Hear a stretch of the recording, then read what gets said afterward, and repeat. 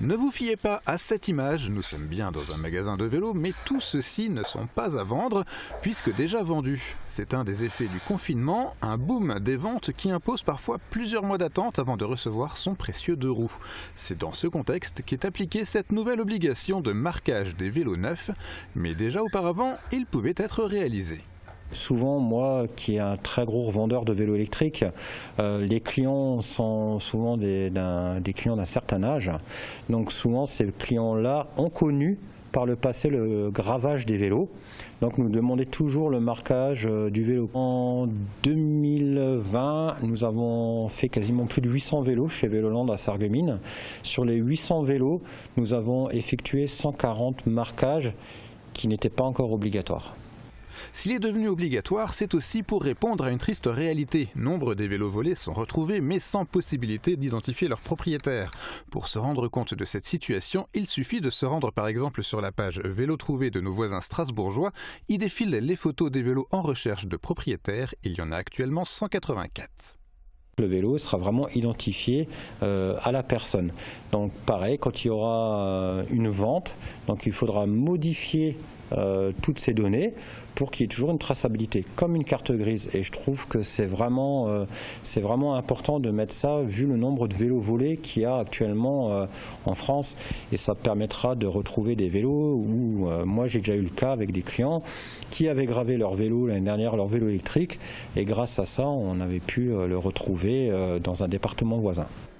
Attention toutefois, ce marquage a un coût, 30 à 50 € à ajouter à son budget d'achat de vélo, même si le marquage peut parfois être offert par le vendeur en geste commercial. Aux cyclistes français de prendre désormais l'aspiration de ces condisciples danois ou de certaines régions allemandes qui appliquent déjà cette mesure. Sur les bases des vélos.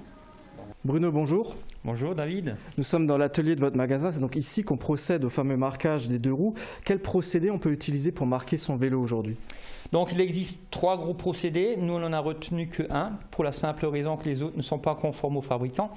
Donc nous on a pris le système Recobike qui en fait c'est une pastille qu'on vient coller sur le vélo avec une résine donc, qui va se sceller chimiquement sur le vélo et qui est indécelable par après. Quelles sont les étapes justement de ce marquage? Comment ça fonctionne? Donc les étapes, on commence par coller un pochoir pour savoir exactement l'emplacement qu'on a choisi. On va gratter légèrement la peinture pour arriver sur la sous-couche.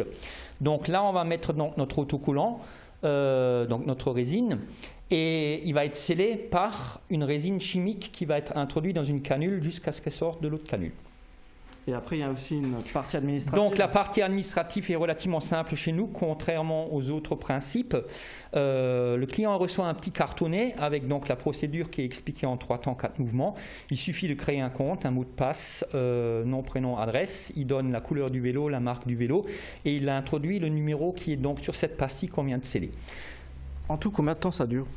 Nous pour le marquage on a approximativement 10 minutes. Le client chez lui à la maison en 5 minutes, en 3 clics c'est fait. Et bien sûr, combien ça coûte? Alors le prix c'est 29,90 € TTC. Donc il faut savoir que ça va directement à l'organisme Recobike et puis nous on a un tout petit rémunèrement là-dessus.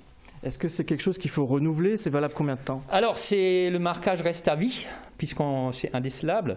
On le paye qu'une fois. À partir du moment où on revend son vélo d'occasion, on va de nouveau sur le site pour décocher le vélo pour que la partie donc, qui va racheter votre vélo puisse de nouveau s'enregistrer avec le même code. Merci beaucoup Bruno. Merci à toi David. Maintenant, vous savez tout sur le marquage des vélos. Il ne nous reste plus qu'à prendre rendez-vous en boutique.